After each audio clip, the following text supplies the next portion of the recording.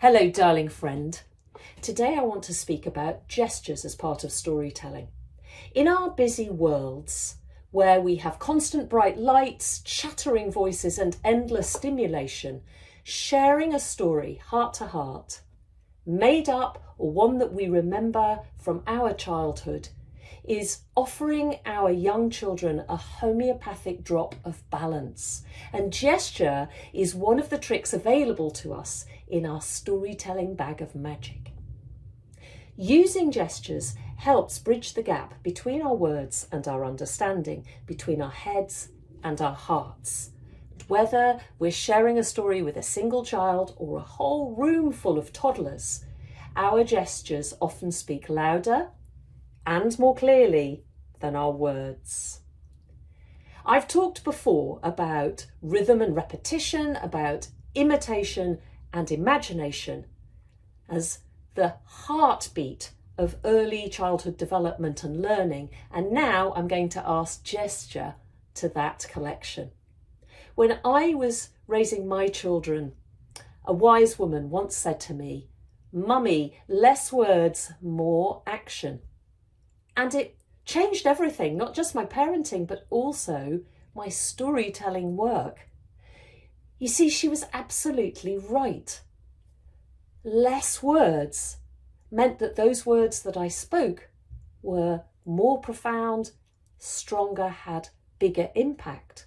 Less words, more gesture, more movement, more action helped to support the children, to nourish them and to allow them to grow, to let their brains, their hearts expand. So when I walk into a nursery setting full of bright, noisy, playful children, I don't call them to me. I don't come here, let's have a story and speak to them. What I will do is stand in the middle and become still.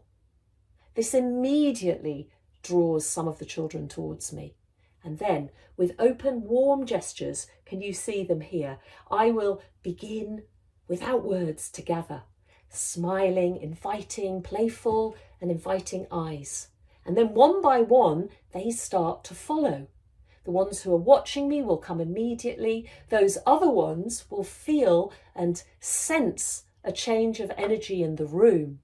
And some of the children will call to others.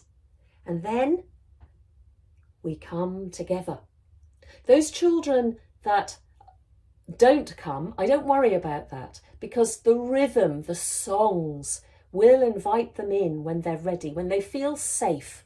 Neurodivergent children might need a little bit of extra help, but in my experience, it's actually the gestures and the lack of words which will help them feel less anxious, less busy in their own brains and more able to rest a little. And then, without any instructions, without any explanations, I will just sit and gesture them to do likewise, beginning the songs, beginning the rhymes, leading into simple story. And at this age, the very young age, it might be a very simple tabletop puppet show, because then the little puppets can support their imaginations.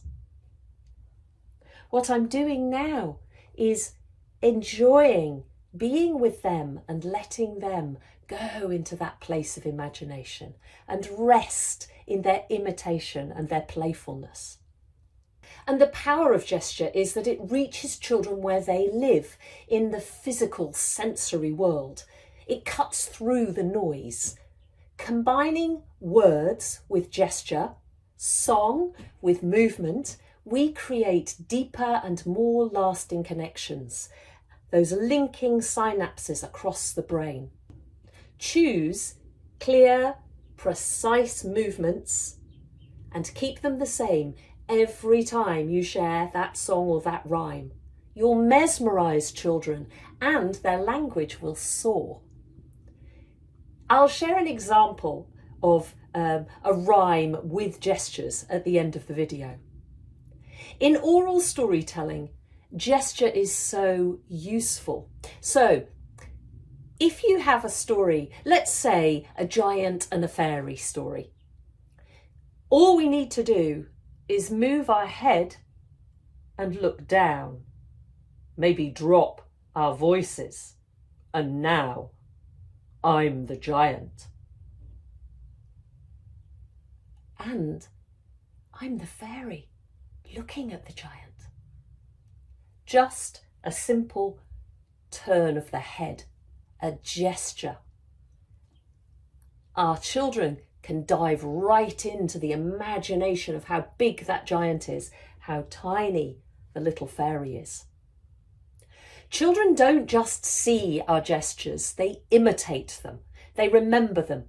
And when we use our eyes, our posture, our hands, we invite children into the whole world of the story. Think about row, row, row your boat gently down the stream when the child is very little and they're sitting on your knee. And then later when they join in with you, head and shoulders, knees and toes, knees and toes. And it allows them to work out everything that's going on, but also helps them to claim their independence and their understanding. Final thought. If I lose my place in a story when I'm sharing an oral story, then I might get up and move, because often the story is not only in my head but in my body. When I'm learning a story, I will walk and talk it. Our body remembers when our mind has forgotten. Actors know this well. When we're learning words, it's great to be on set with the props, on stage, because it's the movement and the gesture that reminds us of the words. The repetition and the physicality make things feel natural and instinctive. Dancers tell entire stories with their bodies. And of course, sign language or macaton show us how clearly it is that hands alone can communicate meaning. So, let's remember, gesture isn't an extra. It's a language all by itself, and it helps us to learn our spoken language in an easier, joyful and more profound way. It's a superpower that we all carry in our hands, in our eyes, in the way we move.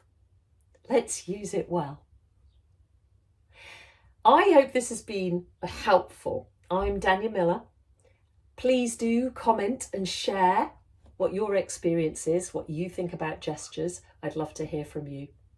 To work directly with me, you can contact me via my website, also details below. Oh, and here's the example that I promised you.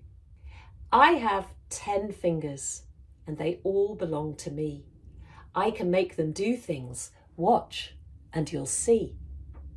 I can close them up tight. I can open them wide. I can put them together. I can make them hide. I can jump them up high. I can jump them down low. I can place them in my lap. Just so. If you want some homework, find a really lovely song or rhyme that you like, a fairy rhyme or something, and put some really precise actions with them. Go well. Keep telling stories.